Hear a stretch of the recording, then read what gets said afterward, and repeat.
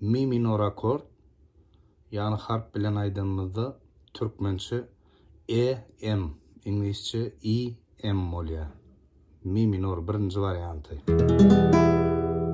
İkinci perdeden üçüncü, dördüncü hem de beşinci kırışları basýar. İkinci perde, dördüncü, beşinci kırış. Mi minor. Mi minor akordun birinci tutuluş variantı. İkinci perdeden dördüncü ve beşinci kırışlar. Mi minor akordun ikinci tutuluş variantı.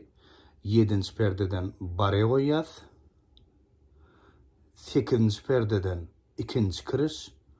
Dokuzuncu perdeden üçüncü, dördüncü kırışlar. Mi minor.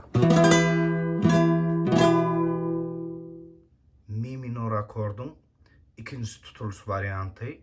Yedinci perdeden bare goýýas. Sekizinci perdeden ikinci kırış. Dokuzuncu perdeden üçüncü, dördüncü kırışlar.